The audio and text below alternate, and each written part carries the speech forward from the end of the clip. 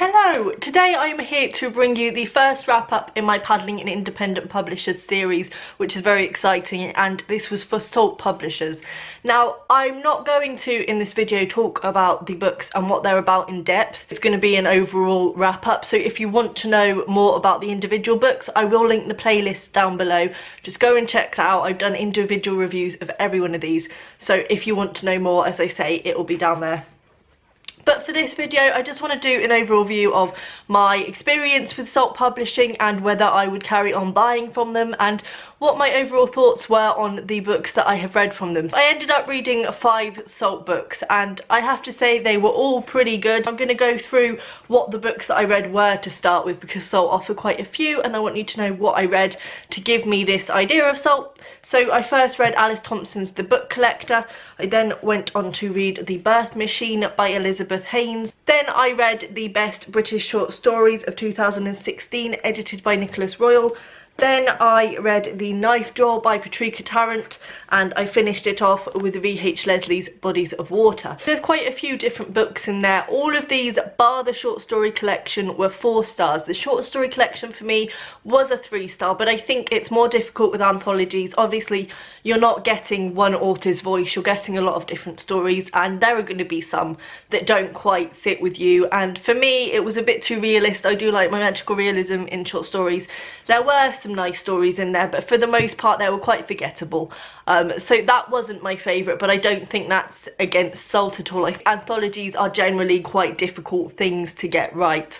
As for the other books, I really enjoyed them. So what has my experience been with Salt? Firstly, going to ordering them, the shipping is free for all of Salt's books, which is absolutely fantastic. I think a lot of the time people possibly avoid buying from independent publishers because the books are that bit more pricey, but the fact that the shipping on Salt is free makes them really a good deal. Also, you get in your package a little postcard and a little package of Salt, which I think is a really nice touch, just to have that little something extra. And I think that's the nice thing about buying from independent publishers, is that they're not such mass-produced books. There is a little bit more thought put into them and their packaging.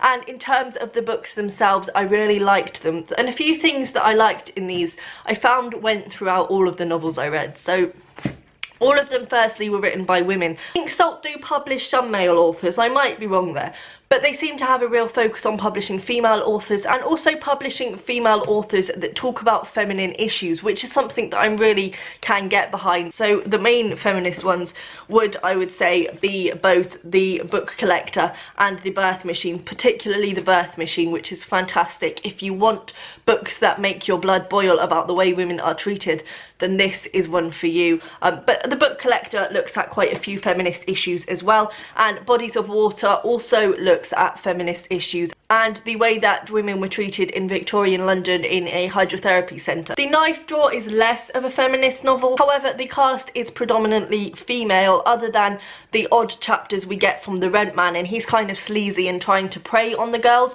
So there is a kind of sense of female solidarity in here. I would still say it's verging on the feministy side. Also liked the fact that a lot of these novels were quite experimental, particularly with regards to The Birth Machine and The Knife Drawer, especially The Knife Drawer.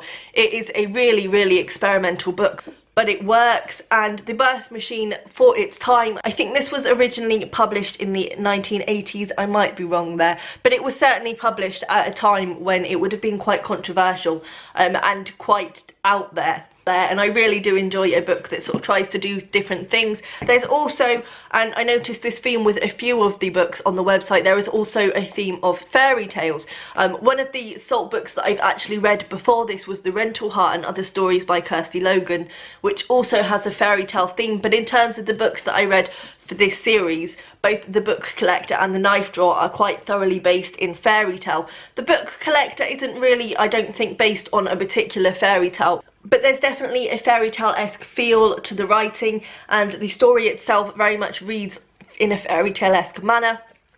And in terms of the knife drawer, there is very much drawing inspiration from the tale of the three blind mice, and again in the telling of the story there is very much a fairy tale-esque feel, and it's all sort of surreal and crazy. So as you can see, there are quite a few themes that go throughout at least the books that I read, and I think from looking at the other books that Salt publish, a lot of them have the same themes, and they're themes that I really enjoy. So that leads me on to my next point. Would I return to the Salt website and buy more of their books? I definitely would. I think they are probably at the moment my favourite independent publisher. Now obviously it's unfair to say that at this stage. I do have other publishers to try out, but I think in terms of the shipping and the experience, Salt are just topping it for me. The free shipping thing makes a massive difference because books are heavy and paying for shipping can get quite pricey. But I also found that I was spoilt for choice with books that I could read, and I enjoyed every single one as much as I thought I was going to.